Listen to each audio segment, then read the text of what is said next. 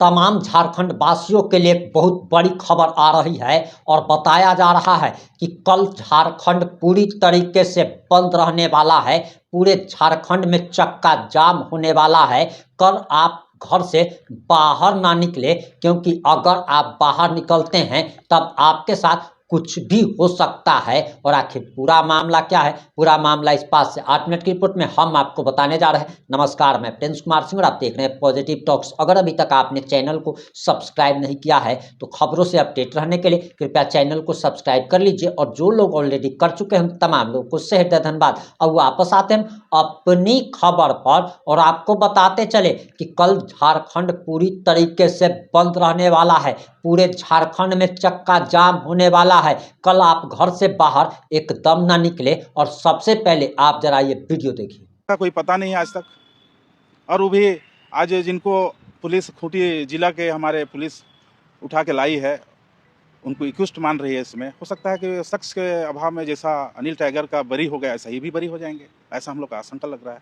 कुछ ग्रामीण लोग को भी उठा के लाए हैं। भाई लोग कुछ कुछ काम तो करता है, लेकिन हम हत्यारा को खोज रहे हैं, हत्यारा को खोज रहे हैं। 302 दफा जिस पे लगे वहां से शुरू होती है कहानी। आप उपन्यास में देखते हैं, शुरुआती पढ़ते हैं, अंत जब तक नहीं होगा तो उपन्यास से कोई मतलब नहीं रहता है। ए से जेड तक आप लिखते हैं तब ABCD का पूरा अंतरा आता है। तो यहाँ तो कुछ नहीं है, बीच में उठा करके आप खाना पूर्ति कर रहे हैं। ये हम आपको हमारे माध्यम से जो आशंका है हम कर रहे हैं। तो ऐसा ना हो कि हम सोचते हैं कि इन लोग भी कल जो कि शख्स के अभाव में कोर्ट तो भाई शख्स देखती है, बरी हो जाएंगे। तो 302 दफा 7 लोग पकड़े गए जी। इसके बारे में क्या कहना? देखिए 7 लोग को वो तो पकड़े गए हैं, उनका पुलिस का काम है, लेकिन वो कहते हैं कि हत्यारा भी फरार है। आप उससे असहमत दिख रहे हैं। हाँ, हम असहमत हैं। मतलब वो लोग निर्दोष हैं। आप क्या कहना? अब पूरा स्क्रिप्ट तो कंप्लीट नहीं हो रहा है कि इनके कहने से हमने मारा। कोई इस तरह से पुलिस तो अभी हमको नहीं बोली है कि भाई हमने फलाना को अमुक व्यक्ति को बुलाया था मरवाने के लिए, ऐसा तुम लोग ने नहीं बोला है अभी तक। तो अमुक व्यक्ति बोलने वाला कि इनके फलाना के कहने से हमने फलाना राजा साहब की हमने हत्या। जुड़ रहा है, धीरे-धीरे कड़ी जुड़ रहा है। हम उसके लिए स्वागत करते हैं। साजिश करते में ये लोग शामिल हैं। 7 लोग पकड़े गए, फिर इसके आधार पे और लोग अभी पकड़े गए हैं। हो सकता है कल पीसी होगा।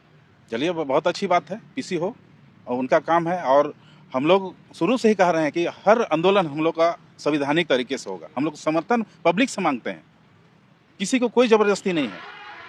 जितने भी अच्छा ये खूंटी का आंदोलन हम लोग शुरू किया, सारे पूरे प्रदेश के लोग जान गए। अब ये हमारा आंदोलन को पूरे प्रदेश के लोग इसको अपने हाथ में ले लिया कि भाई आदिवासी समुदाय के इतने बड़े नेता जो कि हमारे बीच में आज नहीं है, इनकी निर्मम हत्या हो जाती है तो हम भी दुखी हैं। तो पूरे प्रदेश के लोग इस संगठन में निवेदन करते हैं। इसमें आदिवासी समन्वय समिति खूंटी, पहला आदिवासी बचाओ मोर्चा मानकी मुंडा संघ, समन्वय समिति आदिवासी बचाओ मोर्चा मानकी मुंडा संघ चाईबासा, आदिवासी जन परिषद, आदिवासी महासभा आदिवासी जन परिषद रांची, आदिवासी महासभा रांची, केंद्रीय सरना समिति रांची, आदिवासी बचाओ युवा मोर्चा रांची, अखिल भारतीय आदिवासी विकास परिषद भी रांची, क्या बोले? आदिवासी विकास परिषद, युवा मोर्चा के बाद क्या बोलेगे? आदिवासी विकास परिषद, अखिल भारतीय आदिवासी विकास परिषद रांची, सरना संगम खूंटी, क्या सरना संगम समिति करम अखाड़ा खूंटी, संयुक्त पढ़ा समिति खूंटी, संयुक्त मुंडा महासभा, हाँ, फिर राजी पढ़ा सरना प्रार्थना सभा रांची, संयुक्त 22 पढ़ा खूंटी, नगड़ी जमीन बचाओ समिति रांची, आदिवासी अधिकार संरक्षण समिति भी रांची, टोटल कितना है? इसी तरह से व्हाट्सएप कर दीजिए ना हम लोग। हाँ कर इसी तरह से हम लोग का तमाम नहीं, ये संगठन का समर्थन मिल रहा है। हाँ, इस संगठन का समर्थन मिल रहा समर्थन नहीं, संयुक्त रूप से निर्णय है। हुआ। निर्णय हुआ कितने संगठनों का हाँ हाँ सामूहिक निर्णय? हम लोग के हाथ से निर्णय। लेकर के हाँ यही ना? हाँ जी क्योंकि आज हम लोग पीसी इसलिए कर रहे हैं क्योंकि मामला खूंटी का है, ठीक ठीक नहीं तो निर्णय तो आपका हो चुका हो चुका है हो चुका है। 12 तारीख को। अब ये बताइए कि जैसे 17 को बंदी है तो इस बंद को सफल करने के लिए आप लोग का क्या क्या कुछ रणनीति बनाए होंगे? कैसे बंदी? अच्छा बताते हैं वो, तो हम ही बोले कि आप कोई बोलिएगा। सभी साथियों को जोहार और प्रेस मीडिया के सभी साथियों को धन्यवाद। चूंकि देखिए पढ़ा राजा सोमा मुंडा हम लोग का उलगुलान की धरती खूंटी में ना सिर्फ एक झारखंड आंदोलनकारी रहे हैं बल्कि एक पढ़ा राजा होने की हैसियत से खूंटी में जो 22 पढ़ा है, सभी 22 पढ़ाओं में सबसे ज़्यादा सक्रिय और चर्चित चेहरा रहे हैं और समाज में सामाजिक मूल्यों को स्थापित करने के लिए हर जगह हर मीटिंग में वो ये नहीं देखते थे कि वहाँ मेरे कितने समर्थक हैं, मेरे चाहने वाले हैं या नहीं है। मैं ये लफ्ज़ इसलिए कह रहा हूँ क्योंकि पॉलिटिकली लोग इस बात को देखते हैं कि वहाँ मेरे समर्थक हैं कि नहीं है, लेकिन उन्होंने कभी इस चीज़ को नहीं देखा और राजनीतिक से ऊपर उठ करके जमीनी स्तर पर समाज की हक और अधिकार, परंपरा और रूढ़िवादी व्यवस्था को स्थापित करने के लिए, सामाजिक मूल्यों को स्थापित करने के लिए पूरी तत्परता से दिन रात एक किए हुए रहते थे। यही वजह है कि सोमा मुंडा सबसे ज़्यादा इस क्षेत्र में एक पढ़ा राजा के रूप में लोकप्रिय थे। और जैसा कि आज सोमा मुंडा के हत्या होने से यहाँ के सामाजिक व्यवस्थाओं को बहुत आघात पहुँची है और यहाँ अमन चैन चाहने वाले, चाहे आदिवासी हो, चाहे सदान हो, चाहे गैर आदिवासी हो, सभी लोगों में उनके प्रति एक गहरी संवेदना है। अत्यंत दुखी है लोग कि हम लोगों ने एक ऐसे महापुरुष को खो दिया है जो समाज के लिए दिन रात केवल और केवल मियाँ बीबी संघर्ष करते थे। तो उनके निर्मम हत्या से हम सभी लोग आहत हैं और आज का ये प्रेस कॉन्फ्रेंस का मुख्य मकसद यह है कि आने वाले समय में ऐसी पुनरावृत्ति घटना किसी भी व्यक्ति के साथ में, किसी भी सामाजिक अगुवा के साथ में नहीं हो, ताकि प्रशासन को ये मजबूर किया जा सके, प्रशासन सकारात्मक रूप से पहल करे कि इनका जो मुख्य मर्डरर है, मुख्य आरोपी है और मुख्य साजिश करता है, इनको सार्वजनिक रूप से पब्लिक डोमेन में लाने का काम करे। जैसे कि विगत दिनों में परसों को शाम में हम लोग के खूंटी जिला प्रशासन के द्वारा एक पीसी हुआ और उन्होंने 7 लोगों को गिरफ्तार किया, लेकिन उस गिरफ्तारी में प्रशासन खुद स्वीकार करती है कि अभी हम लोग मुख्य साजिशकर्ता और मुख्य आरोपी को हम लोग नहीं पकड़ पाए। तो सामाजिक संगठन के लोगों का ये मानना है कि अगर यदि मुख्य आरोपी और मुख्य साजिशकर्ता अगर पकड़ से बाहर रहेंगे तो फिर अमन चैन कैसे स्थापित होगा, आपराधिक तत्वों को कैसे नियंत्रित किया जा सकता है, प्रशासन का भय कैसे उत्पन्न होगा। तो इसलिए सोमा मुंडा के हत्या के बाद जो 9 सूत्री मांग हम लोगों ने रखी थी, उसमें जो एक प्रमुख मांग था कि सोमा मुंडा के साजिशकर्ता और अपराधी को, जो मुख्य अपराधी है, उनको गिरफ्तार करना सुनिश्चित किया जाए ताकि उन्हें कड़ी से कड़ी सजा दी। जैसे कि 8 तारीख को आप सब लोगों को पता है, पब्लिक जो है खूंटी का आवाम कह रही थी कि उन्हें फांसी का सजा होना चाहिए, लेकिन प्रशासन के द्वारा आज तक मुख्य अभियुक्त का पुष्टि नहीं होना लोगों में असंतोष जो है को बढ़ावा दे रहा है, असंतोष जो है पनप रही है। तो अब सवाल उठता है कि भाई 17 तारीख को जो 12 जनवरी को जो ऐलान हुआ है, उस ऐलान का कंफ्यूजन को कैसे दूर किया जाए। 17 तारीख बंदी होना चाहिए कि नहीं होना चाहिए, इसका लेकर के खूंटी की आवाम में और झारखंड के आवाम में एक कंफ्यूजन पैदा हो सकती है। इसी को मद्देनजर रखते हुए ये आज का प्रेस कॉन्फ्रेंस रखा गया है ताकि लोग दुविधा में नहीं रहे, प्रशासन दुविधा में नहीं रहे। और आज इस प्रेस कॉन्फ्रेंस के माध्यम से मैं समन्वय समिति का अध्यक्ष सभी लोगों से ये निवेदन पूर्वक कहना चाहता हूं कि 17 तारीख का झारखंड बंद, चूंकि झारखंड के तमाम सामाजिक संगठनों के आह्वान पर आहूत है और मुख्य आरोपी और मुख्य साजिशकर्ता जब तक प्रशासन क्लियर नहीं करती है और अभी तक नहीं की है, इसलिए 17 तारीख का बंदी बरकरार रहेगा।